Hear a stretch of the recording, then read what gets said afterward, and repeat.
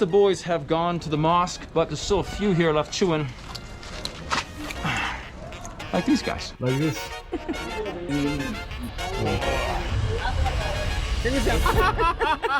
We've left the Omo Valley for the city of Harar in Ethiopia, also known as the City of Peace.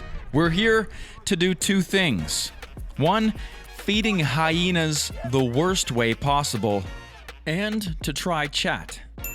Chat contains the alkaloid cathinone, a stimulant which is said to cause excitement and euphoria. The WHO classifies it as a drug of abuse and can cause psychological dependence, but it's everywhere here. Let's learn more. Hey, welcome to the streets of Harar in Ethiopia. Hey man, how's it going? We are on the border near Somalia right now, and we're coming here to do something a little bit crazy you'll see tonight when it gets dark. But on the way in, we saw all these people holding these big bags of green leaves. It's chat. We're gonna find some, try some, and talk about it.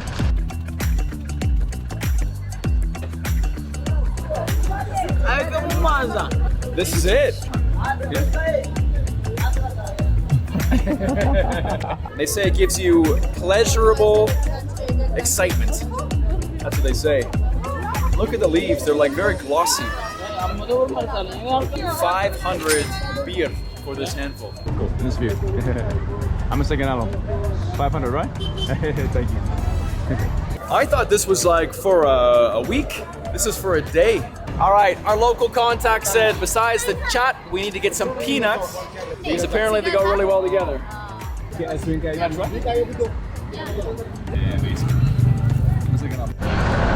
As we're dodging traffic through these hectic streets in Harar, all these Ethiopian men are like, brother, brother, woo! And I look over and they're giving me a thumbs up because I'm carrying a big bag of the green stuff. We gonna get high, boy! This is Ben, who's helping me film the Ethiopia trip. He's having a good time. We were going to chew it on the street, but our local contact Abby had the perfect spot to meet the locals and chew.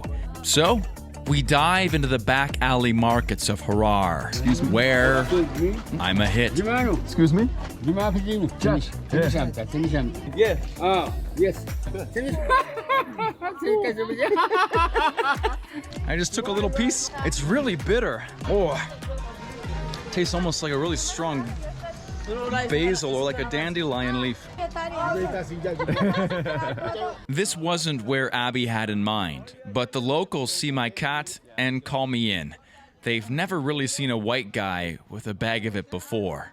So we go say hi. Okay, I'm coming in. Look at all this chat, man. Chat. Everyone's got a bag of chat. Oh. Yo, this is chat here, yeah? No.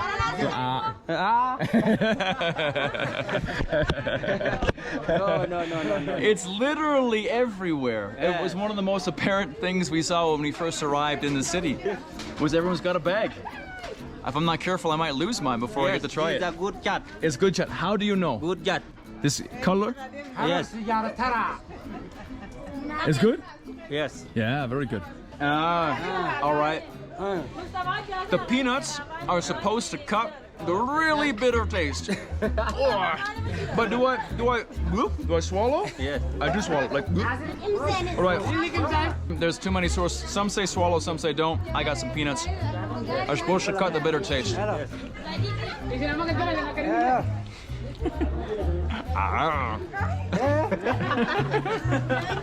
had maybe 5 of these leaves. Besides tasting like I'm licking the bottom of a lawnmower, don't feel very much yet.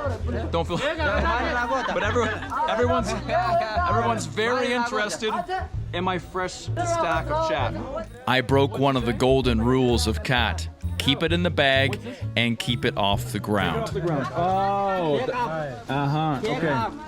Doesn't go on the ground because some people have their stinky feet on the ground too. Like this, on the plastic. Part of traveling the world is making terrible mistakes and getting reprimanded. That's what I've learned. Thank you. Thank you. I'm a second Thank you very much. I'm a second album. Boom. Bye. Ooh. Okay, I'd like to stay, but we've got a date. You want a bite? Ah, everyone wants a bite. Finally, we get to where we're supposed to be. This is one way cat is commonly consumed, and there are rooms dedicated specifically for it.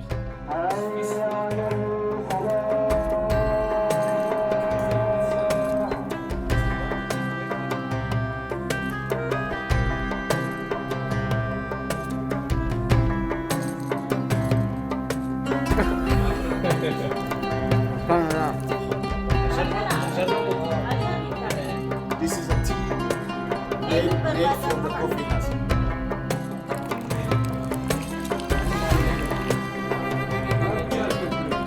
Ilamay sini kita ini.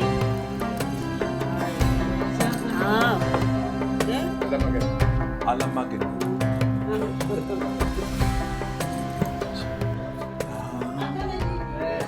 I get called out for sitting too upright. Like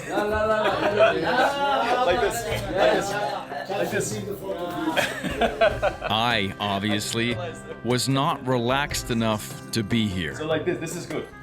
So one like this. Ben's being swapped out for Gato. Okay. Gato. You are a pro, man. Thank you very much.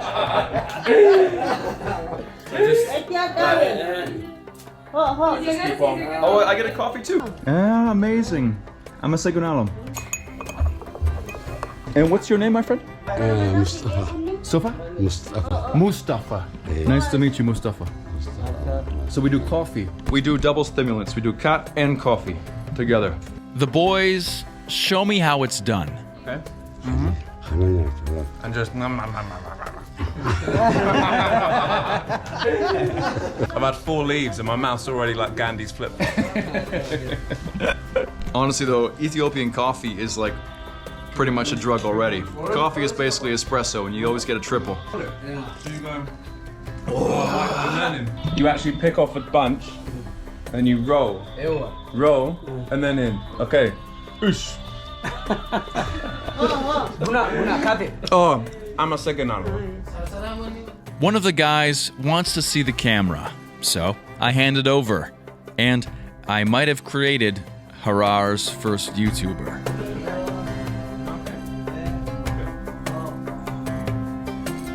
I mean, this is a pretty chilled way to spend an afternoon, right? I've got to say, this is a much more chilled video to film. We've gone from hunting baboons with the Hadza, sprinting for our lives for 10 hours a pop, to having a cigarette, a coffee, and some chat, chilling with the boys. This is our local guide Abdu, and he's gonna explain something. We are in the house where the people gathering to have their chats that we call barcha. Locally we call barcha when we are gathering everybody. And during the time we have chats, when we begin to get high from chat, we have a pray that we mention the name of the Prophet, and that pray will help to everybody that good healthy and good work and good life. اللهم يا ربنا تقبل منا انك انت. آمين. Amin. آمين.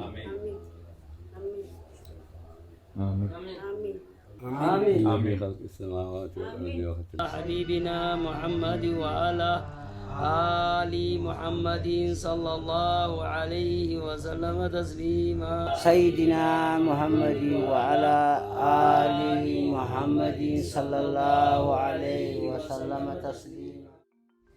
All right, Ben. So we've chased baboons, got some scars, seen some shit, and now we're chewing leaves with the boys.